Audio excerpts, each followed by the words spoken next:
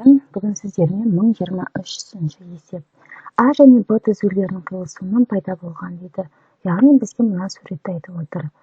Екі түзуінен пайда болған бұрыштар, бірі бұрышы 40 градус, мынау 40 градус болса, осы 40 градус болса, қалғандарын тап дейді. Қалғандарын табу үшін біз бірінші вертикаль бұрыштар қарастырамыз. Вертикаль бұрыш дегеніміз қарама-қарсы бұрыштар тең. Яғни мына бұрышқа қарама-қарсы жатқан мына бұрыш тең болады.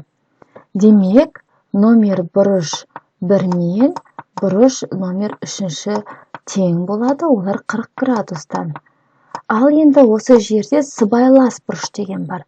Сыбайлас бұрыш деген мына түзу сызық болса, осы түзу жазыңқы бұрыш қой, осы жазыңқы бұрышты екіге бөліп жібереміз. Мына бұрышпен, мына бұрыш, екі бұрыш пайда болды, мына бұрышпен, мына бұрыш бір-біріне көрші жатыр. Сыбайлас деген, яғни көршілес деген мағына. Екеуі көрші жатыр, демек бұлар сыбайлас бұрыштар. Яғни мен таба аламын мына бұрышпен, мына бұрыш, бірімен төртінші бұрышты. Бірінші бұрыш арқылы төртінші бұрышты тауып алсам, онда 4 пен 2 тең болады. Яғни бұрыш 4, бұрыш тең 2, енді қанша екенін қазір таба қоямыз. Так, мынау түзу бізде жазыңқы бұрышты береді, мынау, түзу сызық. Осыны екіге бөліп тұр. Дәл сыбайлас бұрыш секілді.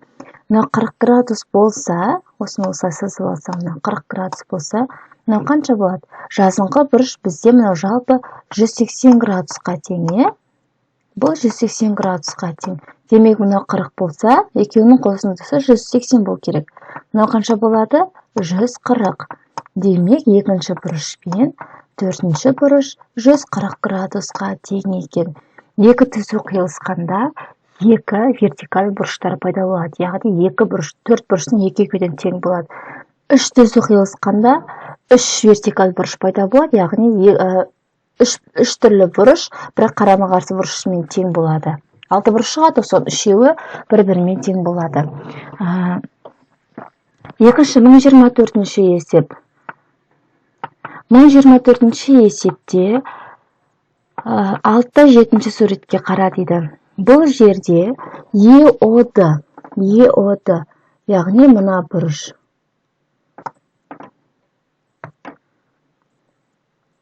Мына бұрыш бізде 40 градусқа тең. EOB, жалпы мына бұрыш 130 градусқа тең. AOC-ны тап, мына қиылысу нүктесі О. Сонда AOC мына бұрышты тап дейді бізге. Бұл бұрышты табу үшін қарама-қарсы жатқан вертикаль бұрышын тауып алайық. Демек, AOC-ға қарама-қарсы бұрыш түзулер арқылы салыстырамыз. Мына түзу мен мына түзу, осының ортасы, яғни мынау бізге вертикаль бұрыш болады екен. Демек, DOB бұрышы. Демек, AOC бұрышына тең болу керек бұрыш DOB. Ол екеуі қанша градустан болатынын қазір анықтаймыз. Ол үшін бізде мынау белгісіз ғой. Жалпы мынау 130, оның бір бөлігі 40 болатын болса, қалғаны қанша болады? Барлығы 130 болса, 40 градусын EOD алып отыр. Жалпы 130-дың 40-ын алып отыр. Қаншасы қалып отыр? Әрине 90. Сонда AOC бұрышы 90 градусқа тең екен. Келесі 1025.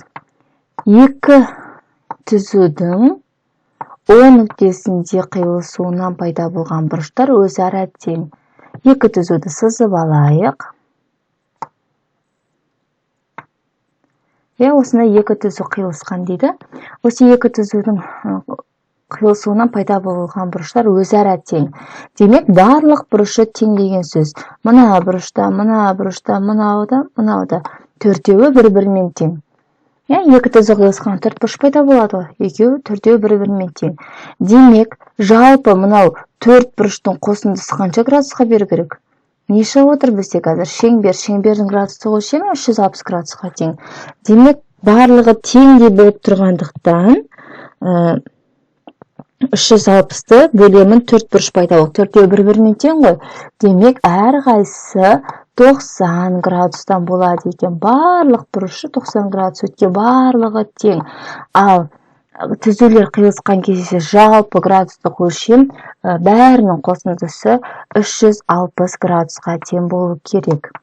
Екінші, сыбайлас бұрыштардың қосындысы 180 градусқа тең болуы керек. Екінші, үш түзудің қиылысуынан пайда болған. Демек, біз қандай да бір үш түзу сызып аламыз.